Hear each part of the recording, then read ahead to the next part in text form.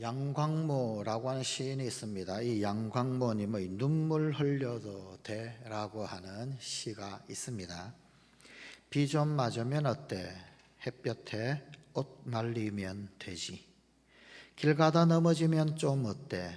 다시 일어나 걸어가면 되지. 사랑했던 사람 떠나면 좀 어때? 가슴 좀 아프면 되지. 살아가는 게 슬프면 좀 어때? 눈물 좀 흘리면 되지. 눈물 좀 흘리면 어때? 어차피 울며 태어났잖아. 기쁠 때는 좀 활짝 웃어. 슬플 때는 좀 실컷 울어. 누가 뭐라 하면 좀 어때? 누가 뭐라 해도 내 인생이잖아. 이 시는 좌절 혹은 아니면 고난을 겪는 인생에게 괜찮다라고 위로를 건네는 시입니다. 사실 삶의 고통을 만날 때 우리에게 정말 필요한 것은 위로입니다. 따뜻한 위로 하나가 우리에게 얼마나 힘을 주고 얼마나 용기를 북돋아 주는지 모릅니다. 그런데 이 위로가 사실은 말처럼 그렇게 쉽지가 않습니다. 위로 잘하는 것 정말 은사입니다. 권위자라고 하는 별명을 가지고 있는 사람이 있었지요. 바나바. 그런데 바나바는 그야말로 은사를 받아서 권면하고 위로할 수 있는 그런 사람이었습니다. 권면한답시고 하는데, 위로한답시고 하는데 오히려 위로가 전혀 되지 않고 오히려 속만 끓는 그런 경우가 얼마나 많은지 모릅니다. 때때로 그 위로는 고통을 오히려 얹어줄 때가 많을 때도 있습니다. 이를테면 성경 가운데서는 욥의 친구들이 욥의 고통, 고난 때문에 위로한답시고 와서 위로를 건넵니다만, 그러나 그들이 건네었던 섣부른 위로는 오히려 욥의 고통만을 더더욱 가중시켰을 뿐이었습니다. 오늘 우리에게 주신 이 하나님의 말씀은 사도 바울이 항해길 가운데서 풍랑을 만났을 때 함께 있었던 성객들을 위로하는 그러한 장면의 말씀입니다. 그리고 진정한 위로는 도대체 어떻게 우리 이웃들에게 나누어 줄 수 있는지, 어떻게 진정한 위로가 이웃들에게 전해져야 하는지 그것을 알려주는 그런 말씀이기도 합니다. 지금 사도 바울의 일행이 어디에 있느냐? 그들은 로마로 가는 배에 몸을 싣고 있었습니다.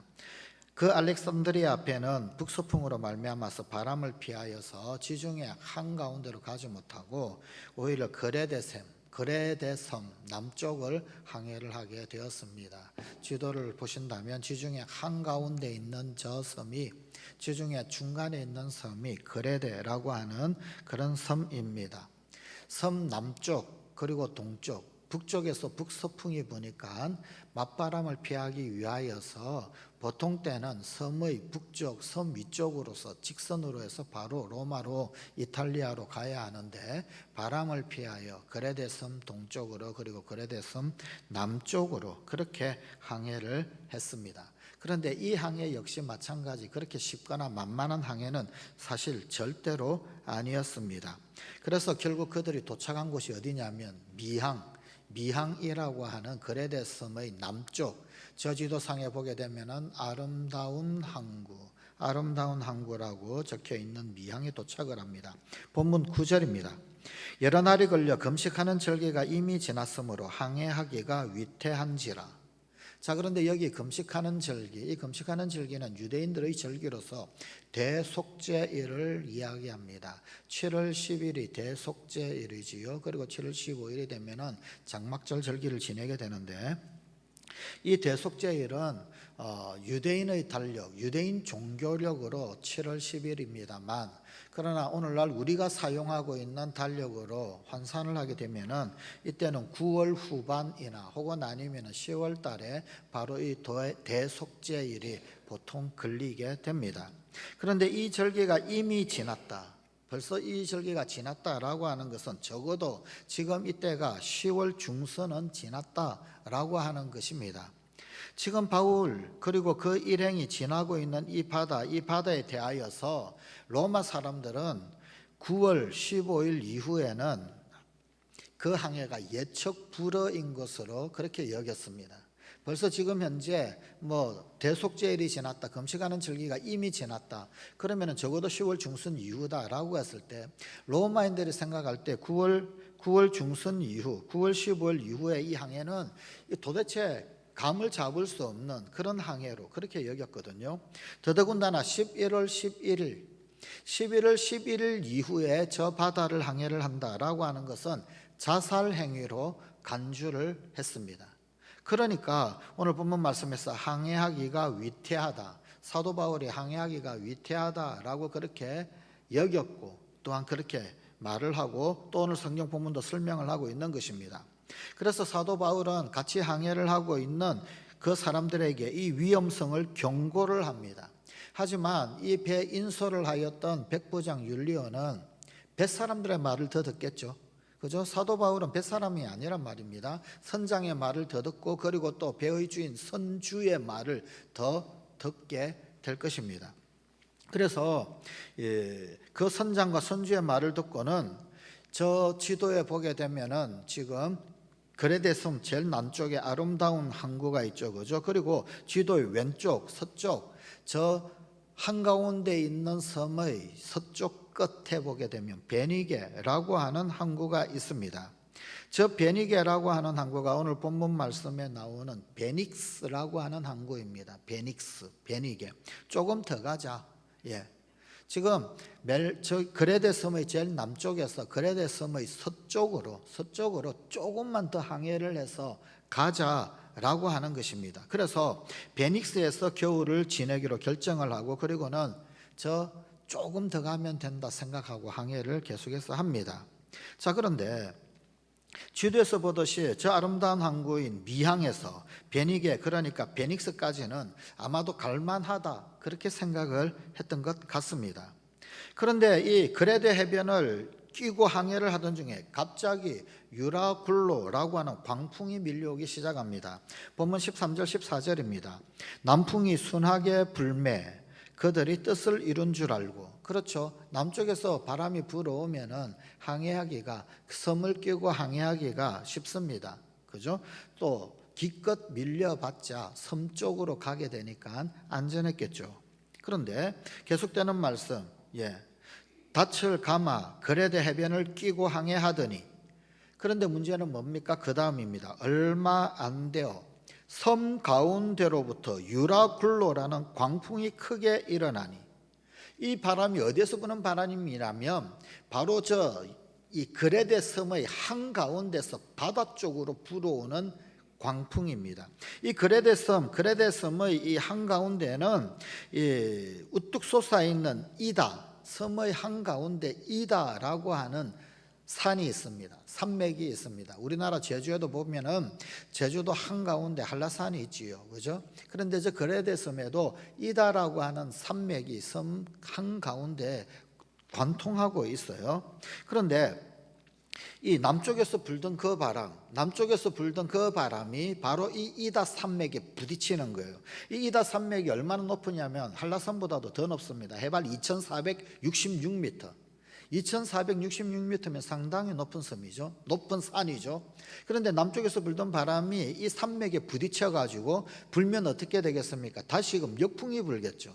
그래서 북풍이 갑자기 불게 되는 겁니다. 남쪽에서 불어오던 바람, 그 바람이 이다 산맥에 부딪혀서 갑자기 북동풍으로 돌변하는 그런 바람. 그래서 이 바람을 광풍이라고 부르기도 하고 유라굴로라고 불렀던 바람입니다.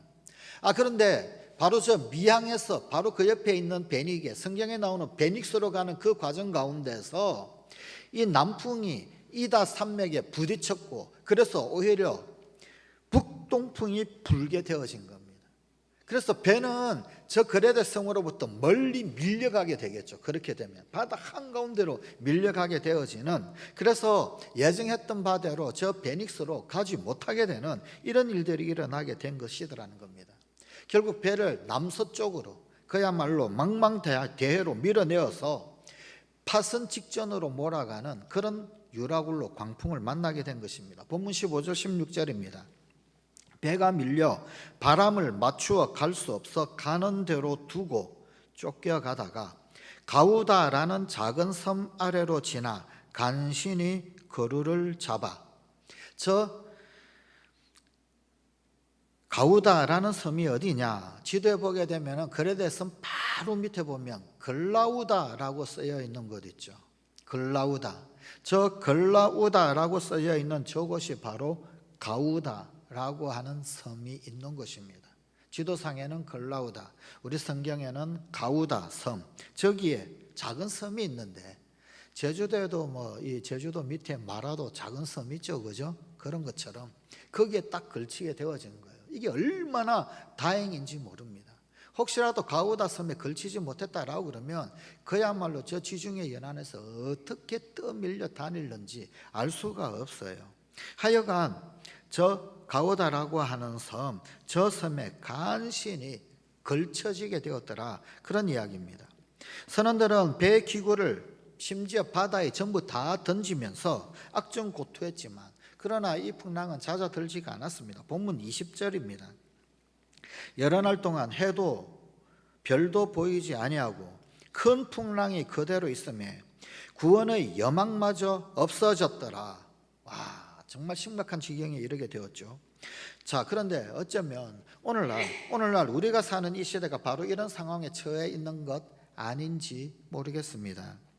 전쟁과 지진이 그치지 않습니다. 또 세계 최강대국이라고 불리우는 미국, 그런데 이 미국이 디폴트를 선언하니 어쩌니 저쩌니 의회가 어떻게 되니, 그래서 세계 경제적 위험, 그런 풍랑 역시 막 일고 있는 그런 시절, 그런 상황이 지금 우리가 살고 있는 바로 이 시점, 이런 시대가 아닌지, 그 풍랑에 잦아들지 않고 있는 그런 상황이더란 말입니다. 우리나라도 세계 유일의 분단 국가입니다. 그런데 저 남북 대치의 상황이 조금도 호전될 기미가 보이지 않습니다. 핵을 강력하게 억제하겠다, 그러니까 도발이니 서로 도발이라 그러면서, 그러니까 서로 더 강력한 무기를 자랑을 하고, 그러니까 더 큰 핵 위협을 하려고 하고 이러고 있더란 말입니다. 그야말로 풍랑이 있는 그런 시대가 아닙니까? 이런 역사의 풍랑 속에서 우리가 해야 할 일이 도대체 있을까요? 있다라고 한다면 그것이 무엇일까요? 인생의 파도 혹은 역사의 풍랑 속에서 우리가 할 일이 무엇인지 오늘 우리에게 주신 이 하나님의 말씀 가운데서 발견해 보십시다. 첫 번째는 하나님의 음성을 듣는 것입니다. 중요한 것은 이런 절망적인 풍랑 속에서도 사도 바울은 자기 자신에게 말씀하고 계시는 하나님, 그 하나님의 음성을 들을 수 있었다라고 하는 것입니다. 본문 24절 말씀입니다. 바울아, 두려워하지 말라. 내가 가이사 앞에 서야 하겠고 또 하나님께서 너와 함께 항해하는 자를 다 내게 주셨다 하였으니. 여기서 우리가 기억할 더 중요한 사실이 있습니다. 그것은 바울이 하나님의 음성을 들을 수 있도록 하나님 곁에 가까이 머물러 있었더라라는 겁니다. 지금 막 풍랑이 일고 있어요. 배가 난리가 났어요. 심지어 배에 실려 있는 그 모든 짐들도 바다에 전부 다 던질 이런 상황이더란 말입니다. 선장이 말을 들었으면 좋았을 뻔했는데, 백부장이 말을 들어주었으면 좋았을 뻔했는데 뱃사람 말을 더 듣겠죠. 그런데 이런 와중에 바울은 하나님과 가까이 있었단 말입니다. 이런 풍랑이 있는 이런 혼란 속에서도 바울은 하나님의 음성을 듣고 있었더라라고 하는 것입니다. 이게 중요하죠. 아무리 혼란스러워도 아무리 풍랑이 있다라고 한다 할지라도 하나님 곁에 있다, 하나님 곁에 가까이 있다. 다시 말하면 사도 바울은 하나님과의 소통, 그 소통의 통로가 열려 있었더라라는 것입니다. 본문 23절입니다. 내가 속한 바 곧 내가 섬기는 하나님의 사자가 어젯밤에 내 곁에 서서 말하되, 어젯밤에 하나님 보내신 사자가 바울에게 음성을 들려준 거예요. 말을 들려준 것입니다. 하나님의 천사는 이 거친 풍랑 중에도 바울 곁에 가까이 머물렀고 하나님의 음성을 전달했습니다. 아무리 풍랑이 일어난다 할지라도 역사의 주인이신 정능자께서 우리 곁에 가까이 계신다라고 한다면, 그러면 무엇이 염려되겠습니까? 무엇이 걱정되겠습니까? 그 하나님이 지금 바울에게 말씀을 하고 계신 것입니다. 두려워 말라, 두려워 말라. 너는 가이사 앞에 서야 돼. 그러니까 이 바다의 풍랑도 다 헤쳐가고 지나가게 될 거야. 그렇죠. 가이사 앞에 서야 되는데 뭐 풍랑에서 물에 빠져 죽으면 가이사 앞에 어떻게 서겠습니까? 너 때문이라도, 네가 가이사 앞에 서기 위해서라도 너와 함께 배에 있는 자들, 너와 함께 동행하는 자들, 항해하는 자들, 그들 내가 책임지겠다. 야, 이게 웬 복입니까?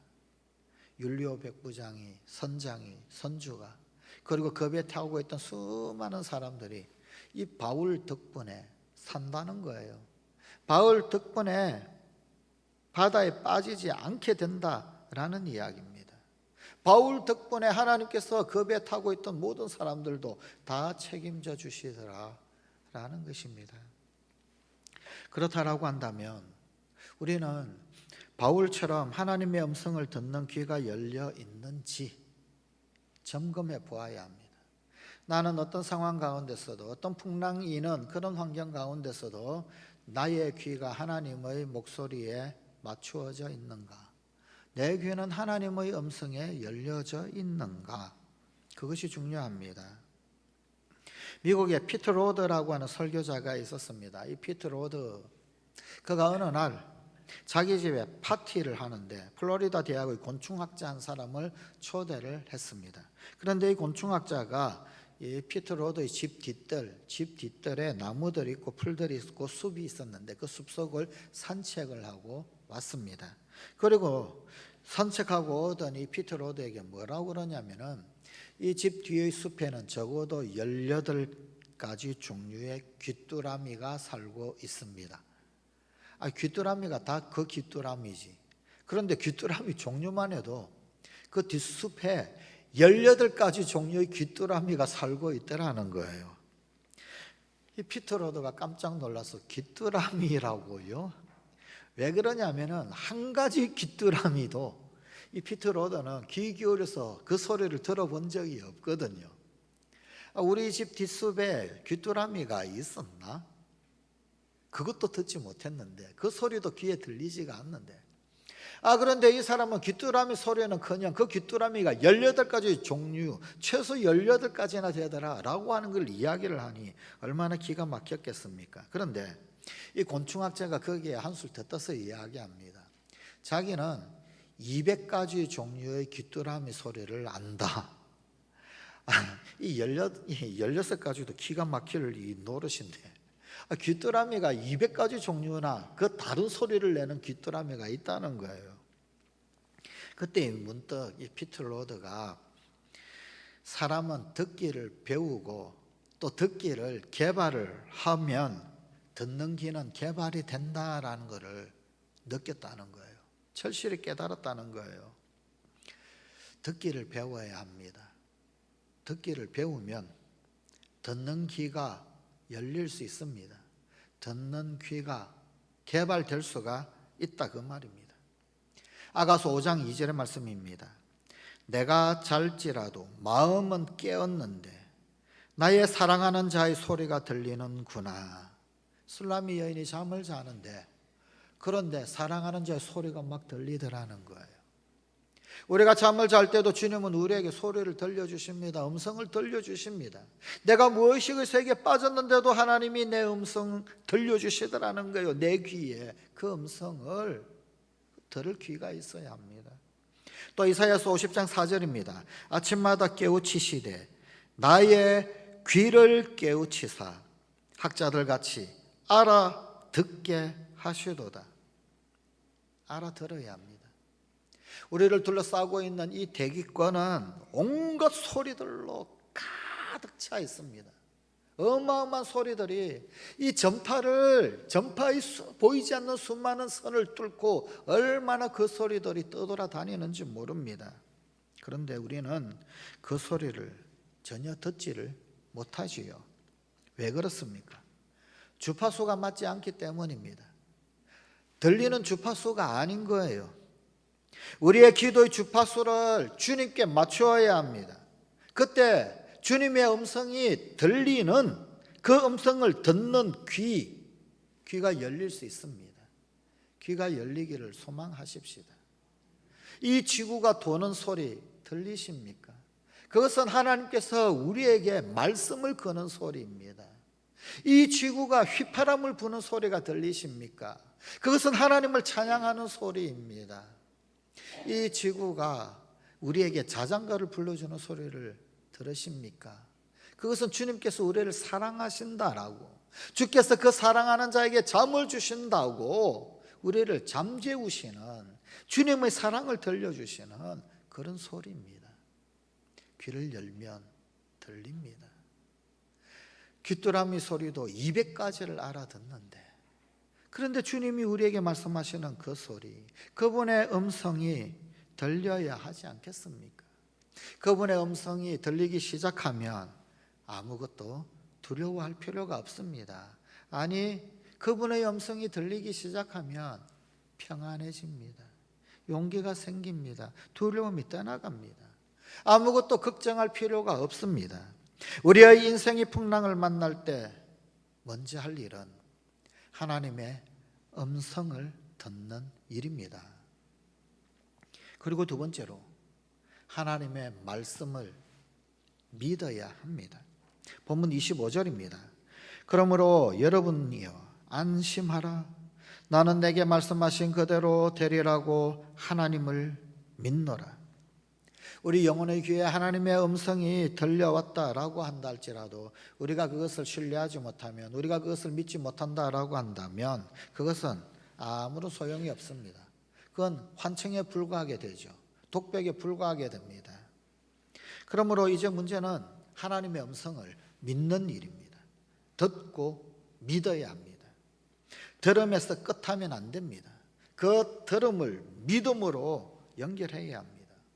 성경에서 하나님은 말씀하시는 하나님으로 나타납니다. 하나님은 늘 말씀하시는 하나님, 또한 그 하나님은 말씀하신 그대로 이루시는 하나님이심을 믿어야 합니다. 이루시는 하나님. 이사야서 55장 10절 11절의 말씀입니다. 이는 비와 눈이 하늘로부터 내려서 그리로 되돌아가지 아니하고 땅을 적셔서 소출이 나게 하며 싹이 나게 하여 파종하는 자에게는 종자를 주며 먹는 자에게는 양식을 줌과 같이 내 입에서 나가는 말도 이와 같이 헛되이 내게로 되돌아오지 아니하고 나의 기뻐하는 뜻을 이루며 내가 보낸 일에 형통함이니라. 하나님 하시는 말씀은 흑공으로 돌아가지 않는다는 거예요. 하나님께로 아무런 소득 없이 그냥 되돌아가지 않는다는 겁니다. 하나님이 말씀하셨다라고 한다면 그 말씀은 반드시 이루어진다라는 것입니다. 그러므로 그 사실을 믿어야 합니다. 이런 것을 가리켜서 약속의 말씀을 붙들고 산다, 이런 표현을 합니다. 하나님이 우리에게 말씀하셨다라고 한다면 그 말씀을 약속으로 믿고 약속의 말씀을 붙들고 사는 것입니다. 약속의 말씀을 붙들고 사는 것, 그것이 믿는 것입니다. 아무리 인생의 바다에 큰 풍랑이 일어난다라고 할지라도 약속의 말씀을 믿고 그 말씀을 붙들고 나아간다면 어떠한 풍랑도 우리를 좌절시키지 못할 것입니다. 찬송가 494장에 이런 찬송이 있죠. 만세반석 열리니 만세반석 열리니 내가 들어갑니다. 그런데 이 곡의 작사자가 영국의 어거스트 토플레이디라는 목사님입니다. 어거스트 토플레이디. 근데 이 어거스트 토플레이디 목사는 세상에 태어난 바로 그 다음 해 아버지가 그만 전쟁에서 전사하여 돌아가십니다. 그래서 홀어머니 손에서 자라난 사람이었습니다. 그의 일생은 아버지 없는 가정, 그래서 가난과 질병으로 점철된 그런 가정에서 살았습니다. 결국 고생 많이 하고 질병을 어렸을 때부터 너무 많이 알아서 불과 38세의 나이로 그만 죽음을 맞이하고 맙니다. 그러나 그는 세상을 떠나가기 전에 마지막 유언에서 이런 말을 남겼습니다.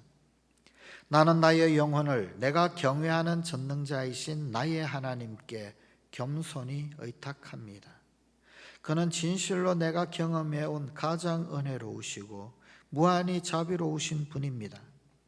나는 22년 전 내가 회심할 때 나의 죄를 씻어주시고 자신의 의로움으로 옷 입혀주신 그의 아들이신 예수 그리스도를 통해 그가 보여주신 영원한 부유하심과 그의 변함없으신 친절에 근거한 나의 선택과 칭의 그리고 영원한 행복을 조금의 의심도 없이 믿습니다. 아주 복잡한 말인데 한마디로 요약하면 하나님을 믿습니다. 그분의 약속을 믿고 그분의 신실하심을 믿고 그분이 행하시는 나를 위한 그 모든 경륜과 섭리, 그것이 무엇이든 믿습니다 라는 고백입니다.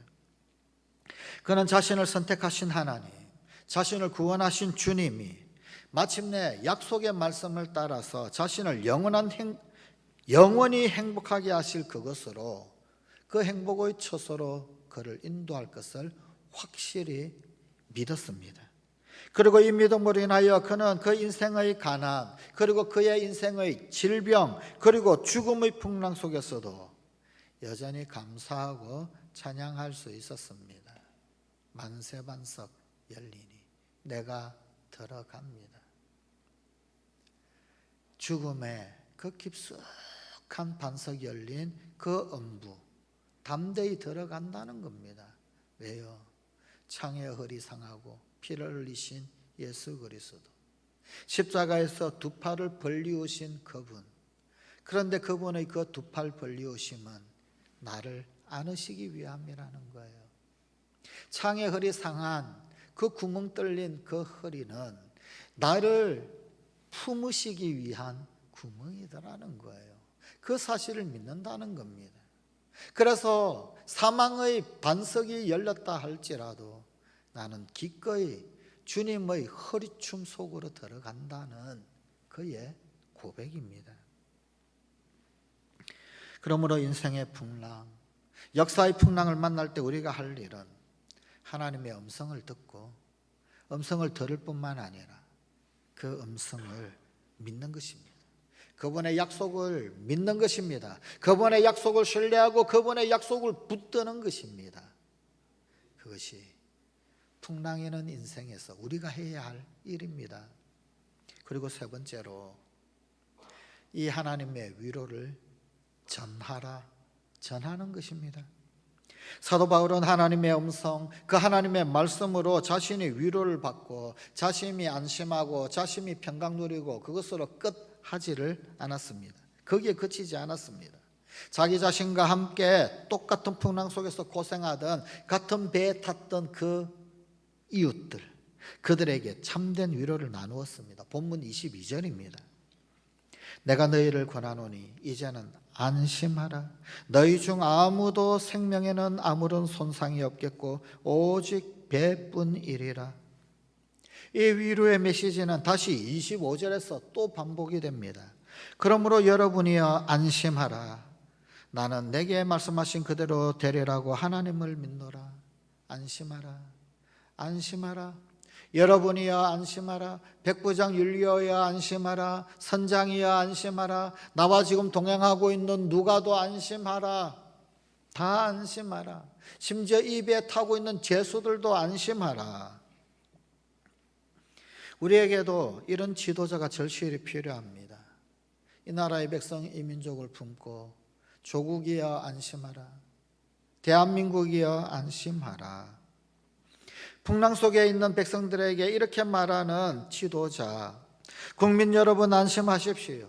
하나님은 나에게 기도 중에 우리 조국의 배가 내일의 번영의 항구에 반드시 도착하리라 말씀하셨습니다. 오늘의 이 풍랑은 이겨낼 것입니다. 나는 하나님을 믿습니다. 이렇게 말하는 이 나라의 백성, 이 민족의 지도자가 우리에게 참으로 필요하지 않습니까? 참으로 그립지 않습니까?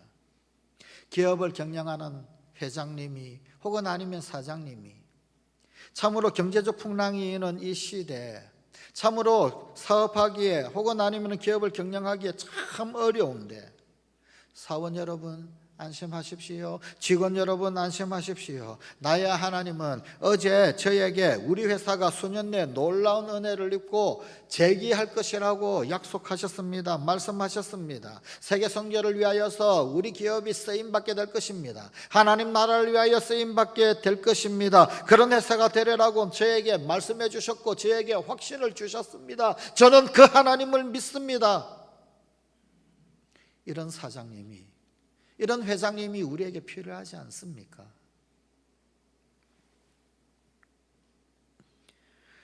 우리가 겪고 있는 가정의 풍랑, 가정의 풍랑이 있는 그 어느 날 그 집의 가장이 가족들을 모아놓고 가정 예배를 드리면서 이렇게 말하는 장면을 상상을 해보십시오. 사랑하는 아내요, 그리고 사랑하는 자녀들이요, 나는 어제 말씀 중에 주의 음성을 들었단다. 우리가 겪고 있는 이 고난이, 우리가 겪고 있는 이 풍랑이, 우리가 지금 조금 어려운데 이 어려움이 지나가게 될 것이다. 곧 끝나게 될 것이다. 그리고는 새로운 역사가 일어날 것이다. 새 일이 일어나게 될 것이다. 지금의 어려움은, 지금의 고통은, 지금의 고난은 우리 가정을 새롭게 쓰시기 위한 하나님의 연단이다. 하나님이 그렇게 나에게 깨닫게 해주셨다. 말씀해 주셨다. 결국 우리는 축복의 통로가 될 것이다. 우리는 결국은 은혜의 통로가 될 것이다. 하나님 살아계신 귀한 증거가 있는 가정이 될 것이다. 그러니 안심하라. 아빠와 같이 기도하자. 엄마와 같이 주의 말씀을 붙들자. 함께 무릎 꿇고 새로운 내일을 어떻게 맞이할 것인지 우리 주님 앞에서, 하나님 앞에서 준비하자. 이것이 오늘날 우리의 가정에 들려져야 할 가장의 목소리가 아닐까요? 안심하라. 안심하라. 우리 주님으로부터, 하나님으로부터 안심을 명받아야 하지 않겠습니까? 말씀을 받아야 하고 그 말씀을 붙들고 신뢰하고 믿을 수 있어야 하고 그 말씀 속에서 안심하라라고 하는 당당한 주의 음성, 분명한 신뢰 속에서 내 것 되어야 안심하라라고 위로하고 격려할 수 있지 않겠습니까? 풍랑 속에 하나님의 음성이 들려야지. 풍랑 소리만, 파도 소리만, 철썩철썩하는 그 소리만 듣고 있으니 안심할래야 안심할 수 없고 불안만 가중되는 거지요. 하나님 말씀을 신뢰하고 붙들어야 되는데 그 말씀을 믿을 수 없으니 선장 말이 더 크게 들리고 선주 말이 더 크게 들리고 사공들의 말이 더 크게 들리고 그 말만 귀에 들리고 우리는 이제 죽게 되었다, 우리는 이제 죽게 되었다. 그러니 무슨 안심하라라고 말할 수 있겠습니까? 주님 앞에 안심하라. 주님 주신 그 거룩한 평안을 누려야지. 주님 주신 그 안심이 내 속에 가득 채워져야지. 그래야 안심하라 말할 수 있지 않겠습니까? 사실 오늘 우리 시대는 이런 나라, 이런 회사, 이런 가정의 내일을 간절히도 기다리고 있지 않습니까? 우리의 역사는 이런 지도자, 이런 회장, 이런 사장, 이런 가장을 기다리고 있지 않습니까? 우리나라에 한때 새마을운동이 한참 진행이 되어졌었지요. 그 조국 근대화가 진행되고 있을 그 당시에 그 당시에 대통령 이상으로 참 우리 국가 그리고 사회에 대한 위대한 도덕적 혹은 정신적 영향을 끼쳤던 분이 있습니다.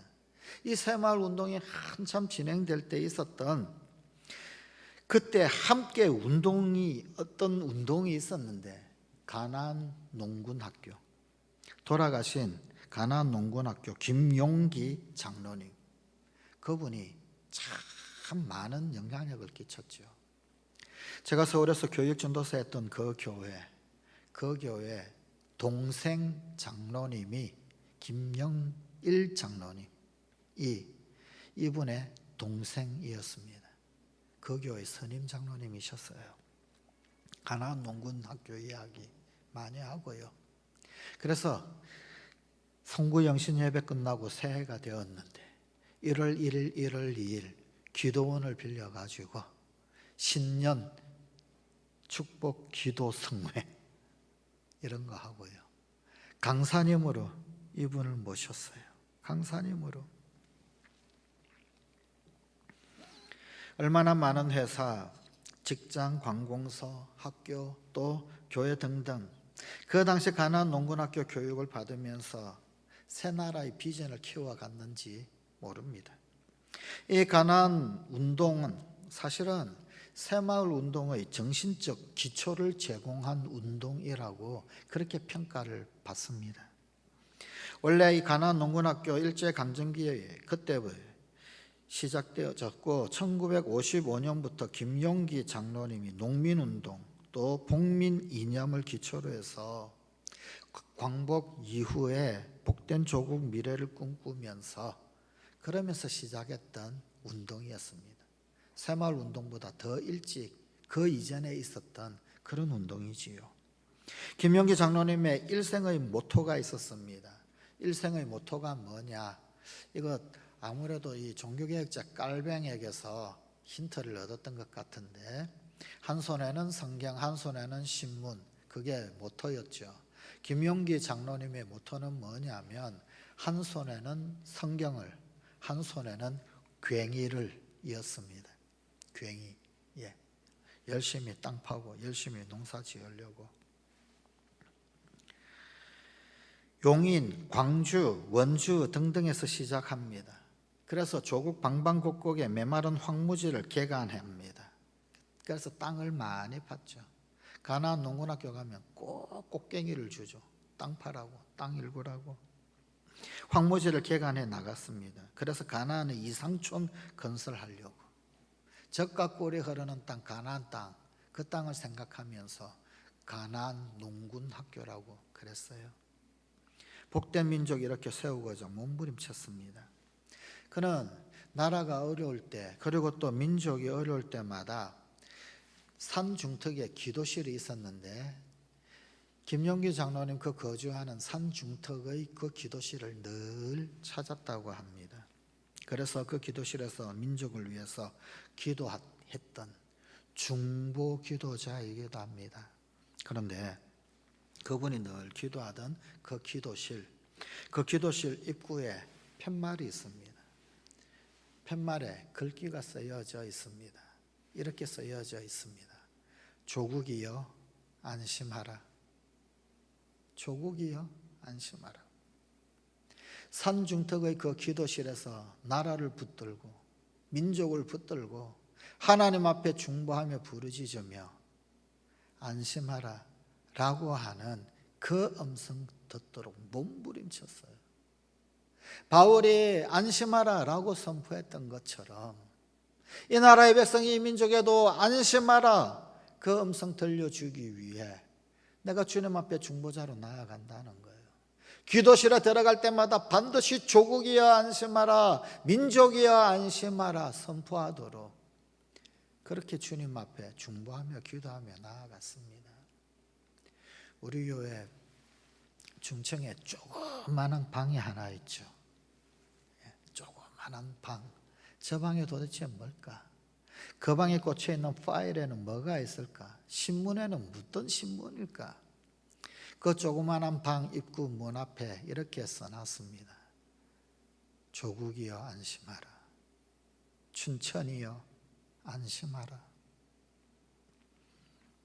김용기 장로님은 산중턱에서 조국이여 안심하라 라고 했는데 우리 춘천 성광교회는 이 춘천도성을 내려다 보이면서 우리 교회 가장 높은 곳에서 똑같이 조국이여 안심하라, 춘천이여 안심하라 라고 하나님 앞에 외칠 수 있기를 소원하면서 그 방에는 온갖 문제거리, 이 나라 이 백성의 문제거리, 춘천도성의 문제거리, 그래서 신문이 많고요, 기사가 많고요, 스크랩 해놓은 게 많아요. 도대체 이런 거 왜 해놨을까? 그게 문제라고 한다면 그 문제거리 붙들고 그러고는 하나님 앞에 나아가서 그것을 펼쳐놓고 중보하기 위해. 그래서 이 땅을 향하여 조국이여 안심하라, 춘천이여 안심하라 라고 그렇게 외치기 위해. 그런데 어느 순간부터 더 이상 그 방에서 기도하는 사람이 없어요. 다시금 우리의 문제들을 하나님 앞에 펼쳐 놓으십시다. 그래서 우리 역시 조국이여 안심하라, 춘천이여 안심하라 라고 선포할 수 있는 그런 우리 춘천 성광교회, 우리 성광가족이 되십시다. 사랑하는 성광가족 여러분, 우리가 참으로 이 나라의 백성, 이 민족, 우리나라를 위해서, 또 혹은 우리의 일터, 우리의 직장, 우리의 회사를 위하여서, 우리의 교회를 위하여서, 그리고 우리 가정을 위하여서 중보기도 하는 자다라고 한다면 우리도 이렇게 말할 수 있어야 하지 않겠습니까? 조국이여 안심하라, 한국교회여 안심하라, 사랑하는 나의 가족들이여 안심하라. 사도 바울은 절망 가운데서도 하나님의 음성에 귀를 기울였습니다. 우리의 기도의 주파수를 주님께 맞추어서 주님의 음성, 그 음성을 듣는 귀가 열려야 합니다.